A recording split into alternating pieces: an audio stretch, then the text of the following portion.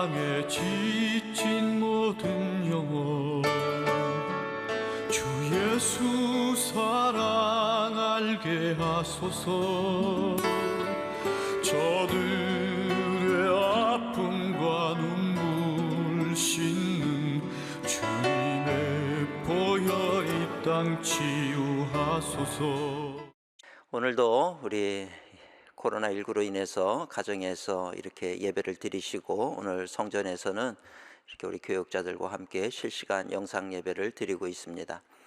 그렇지만 오늘 우리가 예배하는 자리에 너희 두세 사람이 내 이름으로 모인 곳에 나도 함께 하겠다 하신 우리 주님께서 오늘 우리 예배 자리에 함께 하시는 줄로 믿습니다. 우리 성도님들 가정에서 예배하실 때 그 가정에 하나님의 크고 놀라운 은혜가 함께 하시는 줄로 믿습니다.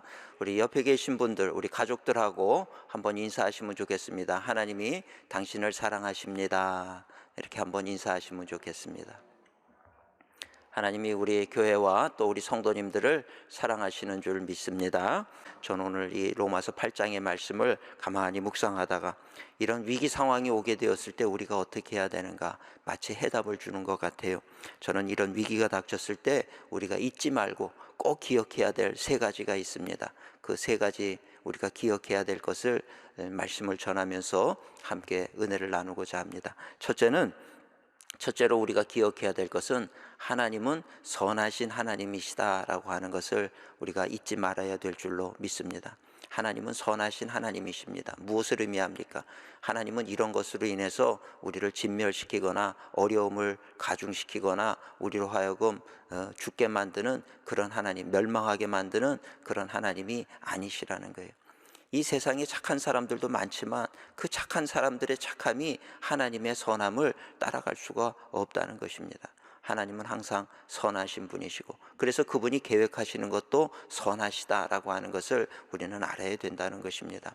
하나님의 선하심에 대해서 의심하지 않는 우리 성도님들 되시기를 주님의 이름으로 축원을 드립니다.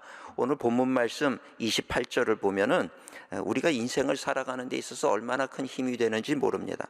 28절은 이렇게 얘기합니다.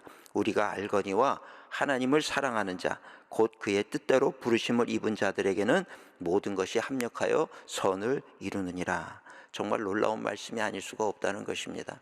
제가 좋아하는 말씀이 마태복음 10장 29절 말씀입니다. 참새 한 마리도 하나님이 허락하지 않으면 땅에 떨어지는 법이 없어요. 우리 그리스도인에게 있어서 우연이라고 하는 것은 없다라고 하는 것입니다. 그래서 때로는 우리가 어려움을 당하는 이런 지경에 처하게도 되지만, 그러나 중요한 건 오늘 말씀과 또 비춰서 보면 하나님을 사랑하는 자들에게 합력하여 모든 것이 선이 되게 하신다. 그러니 하나님 계획하시면 항상 선하시고 이것이 변하여 우리에게 또 다른 축복이 되고 은혜가 되고 선함이 될 줄로 믿습니다. 오늘 사람들은 불완전한 그런 존재입니다. 그래서 살다가 누구나 실수를 하게 되어 있다라고 하는 것입니다. 우리의 판단력은 온전하지 못해요. 그래서 무언가 중요한 것을 결정해야 되는 그런 상황 속에서도 우리가 잘못 판단을 해서 실수를 저지르게 될 때가 있다라고 하는 것입니다. 그러나 우리가 무엇을 결정하는 그 순간에는 자기의 생각을 의지하고 자기의 판단이 옳다라고 생각하고 그것을 결정하지만, 시간이 지나고 보면 그것이 얼마나 잘못된 것인지를 깨닫게 되는 그런 때가 많이 있다라고 하는 것입니다. 그래서 우리가 낭패를 보게 되는 그런 때도 있다는 것이죠. 근데 오늘 말씀에 비춰보면 그런 중에도 하나님을 사랑하는 자들에게는 하나님께서 합력하여 선이 되게 하신다. 우리의 실수와 잘못된 그런 부분까지도 하나님께서는 돌이키셔서 뭔가 선함이 되도록 만드시는 우리 하나님이 되시는 줄로 믿습니다. 그래서 참 이 말씀이 우리에게 얼마나 큰 위로가 되는지 모른다는 것입니다. 그런데 이 성경에 보면 이사야서와 예레미야서에 이런 말씀이 있어요. 이 말씀이 참 얼마나 감사한지 모릅니다. 우리가 잘 아는 것처럼 이사야 선지자는 이제 이스라엘 백성들이 하나님의 말씀을 따라서 범죄하고 실수하고 넘어지는 그런 위기 속에서 하나님의 메시지를 전하는 선지자가 바로 이사야고, 또 예레미야도 마찬가지로 그런 상황 속에서 이스라엘 백성들에게 말씀을 전한 사람이 바로 예레미야 선지자입니다.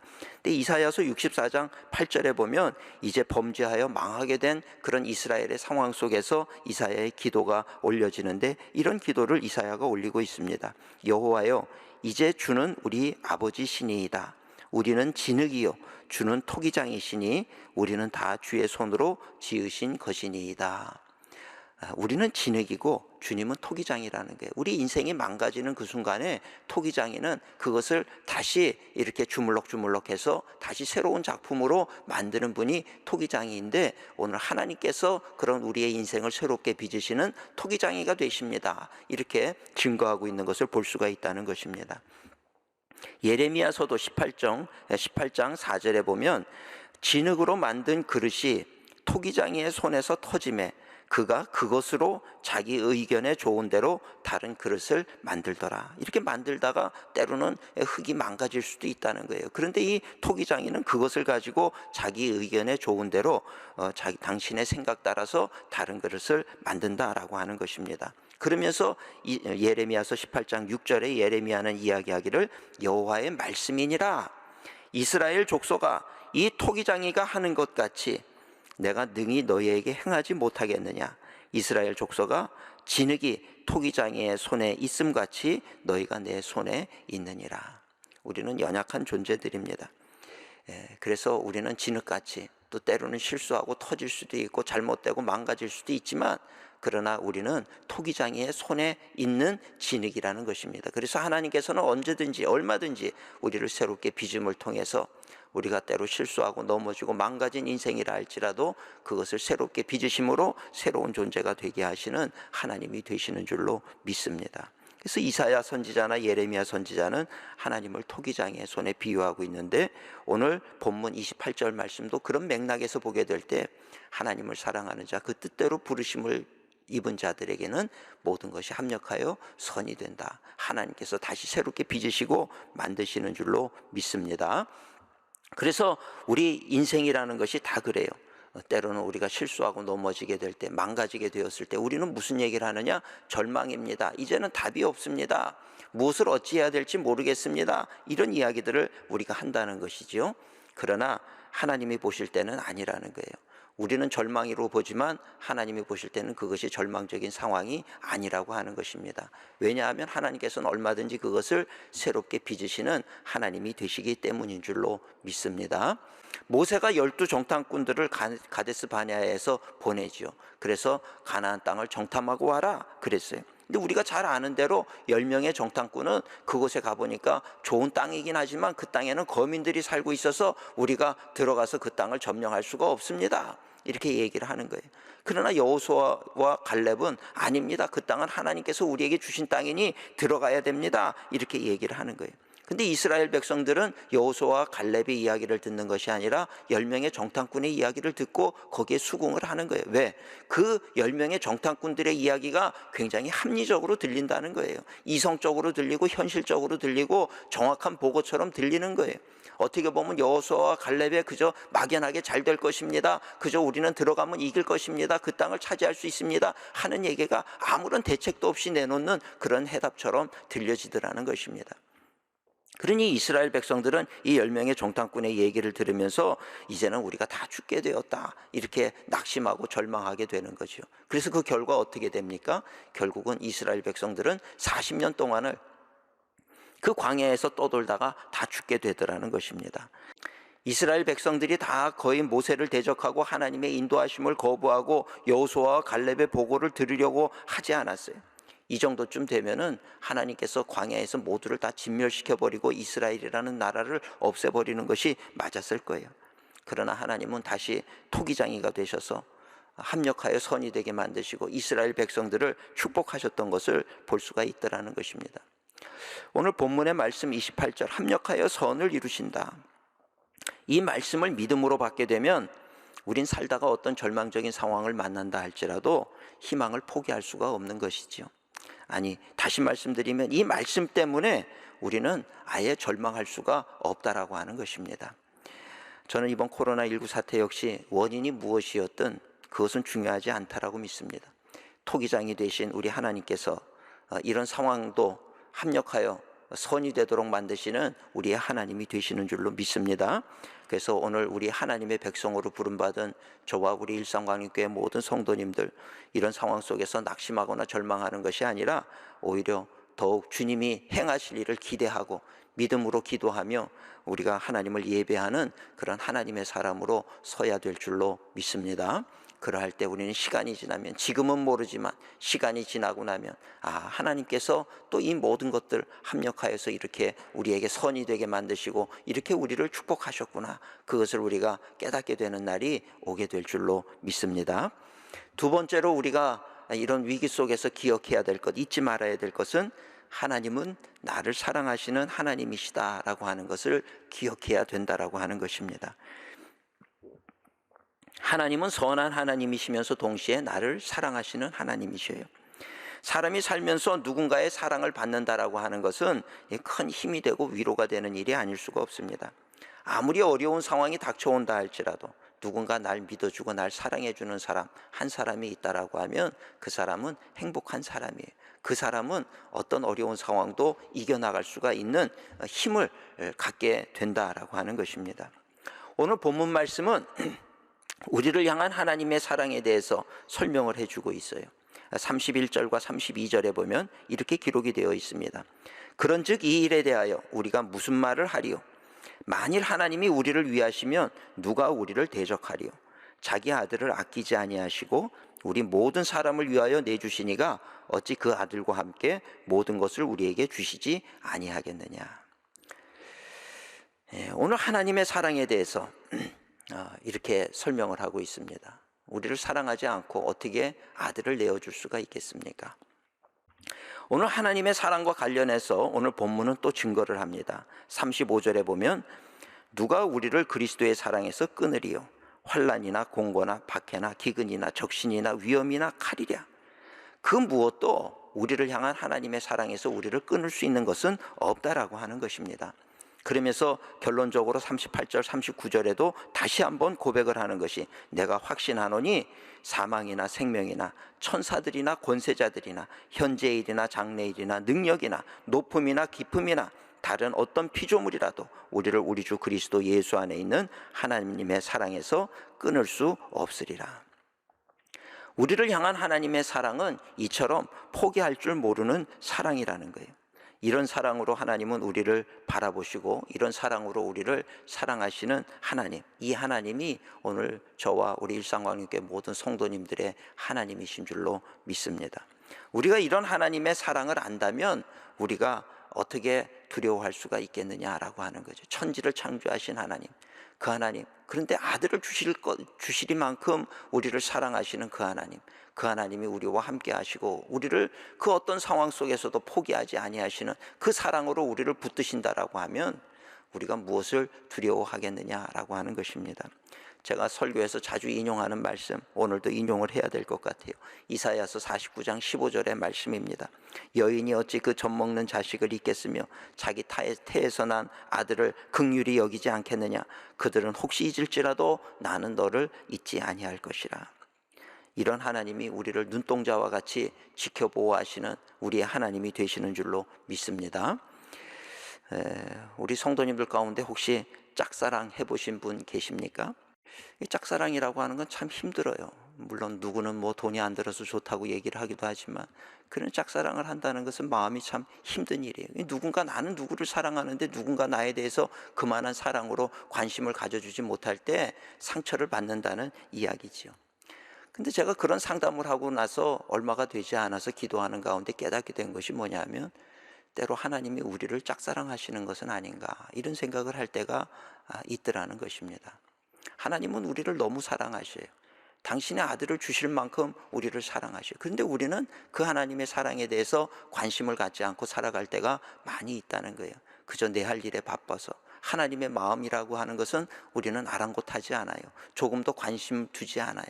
하나님의 마음이 아프든 어쩌든 우리는 그에 관심하지 않고 그저 내 관심, 세상적으로 어떻게 하면 내가 더 즐거울 수 있을까? 세상적으로 어떻게 하면 내가 더 많이 벌 수 있을까? 어떻게 하면 내가 더 잘 나갈 수 있을까? 거기에만 관심을 갖고 살아가는 우리들의 모습. 이런 모습을 하나님이 바라보실 때 하나님의 마음은 얼마나 아프실까?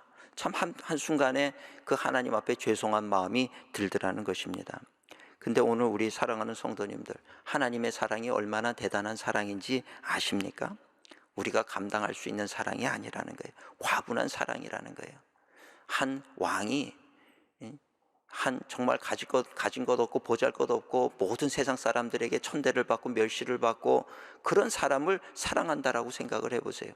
그럼 그 사람은 이 왕의 사랑을 받으면서 얼마나 정말 이 과분해서 몸둘 바를 몰라 하지 않겠습니까? 근데 하나님이 우리를 사랑하시는 것은 왕이 한 인간을, 한 보잘것없는 한 작은 사람을 사랑하는, 세상에서 멸시천대를 받는 그 사람을 사랑하는 그것과도 비교할 수 없을 만큼 과분한 사랑이라고 하는 것을 오늘 우리는 알아야 된다는 거예요. 그래서 오늘 우리가 그 하나님의 사랑에 대한 우리의 반응은 어때야 되느냐? 사실 생명을 바쳐서라도 그 사랑을 우리는 지켜야 된다라고 하는 것입니다. 초대교회 핍박이 있던 시절에는 많은 사람, 이 하나님의 사랑을 깨달은 사람들 어떻게 반응했습니까? 핍박이 온다고 하나님을 배신해 버린 것이 아니라 자기의 생명을 바쳐서라도 하나님을 향한 그 사랑을 끝까지 지켜나갔던 것을 오늘 우리는 보게 된다는 이야기입니다. 오늘 사랑하는 성도님들, 하나님의 크고 놀라운 이 사랑을 우리가 감사하며 지켜나가시는 우리 성도님들이 되시기를 주님의 이름으로 축원을 드립니다. 그래서 신명기 6장 5절에서는 이렇게 말씀을 전하고 있어요. 너는 마음을 다하고 뜻을 다하고 힘을 다하여 내 하나님 여호와를 사랑하라. 예수님도 이렇게 말씀하셨죠. 그래서 한 사람이 와서 가장 큰 계명이 무엇입니까? 질문을 할 때 가장 큰 계명을 이야기할 때 다른 것을 얘기한 것이 아니라 신명기 6장 5절의 말씀을 전하는 거예요. 마음을 다하고 뜻을 다하고 힘을 다하여 내 하나님 여호와를 사랑해라. 이것이 첫째 계명이다. 우리 예수님께서 우리에게 주신 말씀이더라는 것입니다. 오늘 우리 사랑하는 성도님들, 신앙생활은 종교생활이 아닙니다. 우리는 비록 하나님의 그 사랑이 얼마나 크고 놀라운 사랑인지 우리 머리로는 이해하지 못해요. 그러나 우리의 신앙생활이라고 하는 것은 우리를 사랑하사 아들까지 주신 그 하나님을 향해서 이 사랑의 관계를 주고받고 그 사랑에 감격하고, 그래서 그 사랑을 노래하고 그 주님, 우리를 사랑하시는, 함께하기를 원하시는 그 하나님과 함께 동행하는 것이 우리의 신앙생활이라고 하는 것입니다. 오늘 우리의 상상을 초월할 만한 그런 사랑으로 우리를 사랑해 주신 그 하나님의 사랑을 기억하셔야 돼요.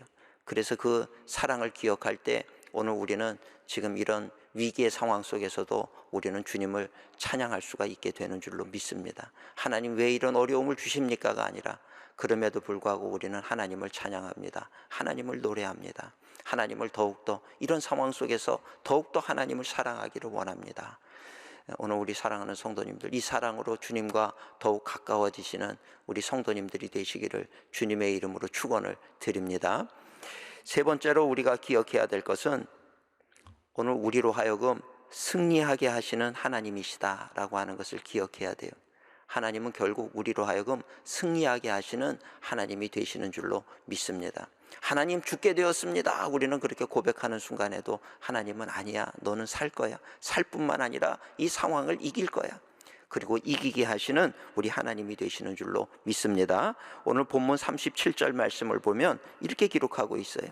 이 모든 일에 우리를 사랑하시는 이로 말미암아 우리가 넉넉히 이기느니라.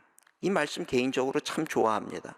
우리를 사랑하시는 이로 말미암아 죽을 것 같아도 죽는 게 아니라 이긴다는 거예요. 이기는데 겨우 이기는 것이 아니라 어떻게 이깁니까? 넉넉히 이긴다는 이야기입니다. 근데 우리가 어떻게 승리한다는 것입니까? 우리가 인간이 지금 이런 상황 속에서 할 수 있는 것이 없습니다. 내가 이 문제를 해결할 수도 없습니다. 어떻게 합니까? 어떻게 이긴다는 이야기입니까? 착각하시면 안 되는 것이 내가 이기는 것이 아니라 하나님께서 이기게 하신다는 이야기입니다. 이 승리에는 단계가 있다는 것을 우리가 알 필요가 있다는 거예요. 승리하게 하신다. 이 말씀이 모든 것이 다 잘 되어서 세상에서도 잘 나가는 인생이 되게 하실 것이다, 이런 얘기냐? 그런 얘기가 아니라는 거예요. 하나님께서 우리를 승리케 하실 때는 세 단계로 나눠서 승리케 하시는 것을 우리가 볼 수가 있습니다. 첫째는 우리가 신앙 안에서 바로 서도록 하는 것, 이것이 진정한 승리라고 하는 거예요. 세상에서 잘 나가는 것이 승리가 아니라 내가 예수 믿고 구원받는 자가 되는 것, 이것이 진정한 승리라고 하는 것입니다. 왜?